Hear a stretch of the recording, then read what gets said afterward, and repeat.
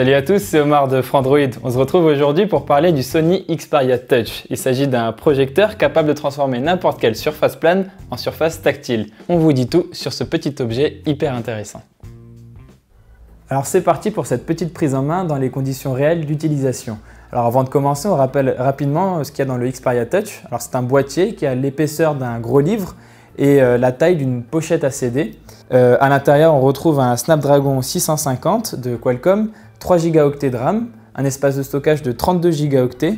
L'interface est basée sur Android 7.0 Nougat. Il y a une légère interface constructeur de Sony, mais elle est vraiment assez discrète. On est sur une expérience très fidèle à du Android stock. Alors comme on l'a dit, ce projecteur permet de transformer n'importe quelle surface plane en surface tactile, tout ça grâce à une projection laser.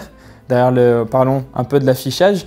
L'écran projeté est de 23 pouces minimum et il a une définition de 1366 x 768 pixels. Alors comme vous pouvez le voir, je peux l'utiliser, pas cette tablette du coup, mais ce projecteur d'une manière très réactive. C'est très fluide, ça n'a rien à envier à une tablette classique sous Android. Et du coup, pour ça, le Xperia Touch il marque vraiment un très bon point. Si vous avez envie d'utiliser le Xperia Touch pour jouer, vous pouvez tout à fait le faire. Comme je l'ai dit, c'est ultra réactif et pour des jeux assez simples, typiquement Fruit Ninja, vous pouvez faire de belles parties de manière assez confortable et bien vous amuser sur une petite partie comme ça.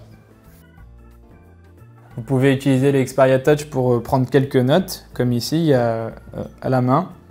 Vous pouvez dessiner. Là, par exemple, si je vais faire une liste de courses pour pas oublier, je peux me faire quelques petits tirets et me dire que je dois acheter du pain, penser à prendre du lait, j'écris très mal, des œufs, etc., etc.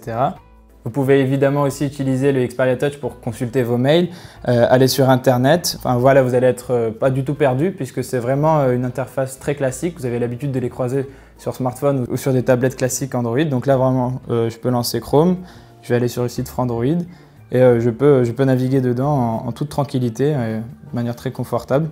Aucun souci à noter sur ce plan-là. Alors là, vous l'entendez peut-être, mais le Xperia Touch, au bout d'un certain temps de fonctionnement, se met à souffler un petit peu. Alors ce n'est pas assourdissant, mais bon, voilà, on l'entend quand même, surtout quand la pièce est assez silencieuse autour de vous.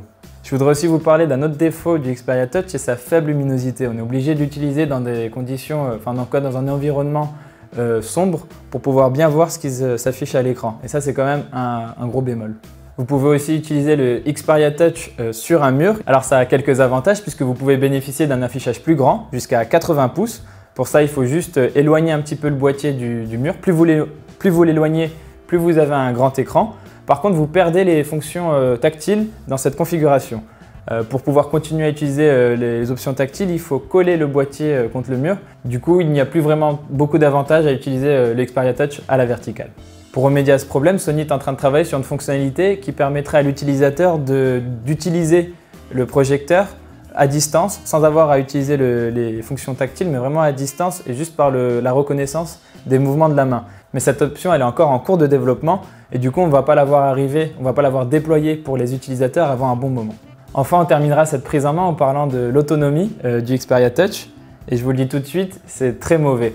Vous ne pouvez pas tenir plus de 2 heures, 2 heures et demie en utilisation normale sans avoir à recharger l'appareil. Sony n'a pas communiqué officiellement sur la capacité de la batterie et le constructeur se contente seulement de dire que vous pouvez regarder jusqu'à 1 heure de vidéo sans avoir à recharger du coup le boîtier. Donc c'est vraiment très peu.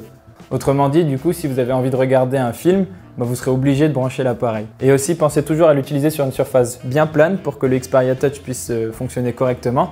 Si vous l'utilisez sur de l'herbe ou sur une surface ondulée, sachez qu'il ne marchera pas. Alors après cette longue prise en main, la question que l'on se pose c'est est-ce que le Sony Xperia Touch vaut la peine d'être acheté? Eh bien, on va être un peu sévère, mais pas vraiment. Comme on a pu le voir, le projecteur n'est pas exempt de tout reproche et son prix, c'est surtout son prix qui dérange, il coûte 1 499 € chez Orange et on voit assez mal des utilisateurs se presser pour aller acheter un objet à un tel prix. Et on voit mal l'objet se démocratiser dans tous les foyers en coûtant aussi cher. On peut néanmoins espérer que le prix baisse dans les prochaines années parce que le produit reste intéressant et du coup si d'autres fabricants se mettent à concurrencer le Xperia Touch, peut-être que d'ici là ce genre de produit sera plus accessible. Voilà, c'est tout pour cette vidéo. J'espère que ce format un petit peu plus long que d'habitude vous a plu. N'hésitez pas à laisser votre avis dans les commentaires. Quant à moi, je vous dis à très vite dans une prochaine vidéo.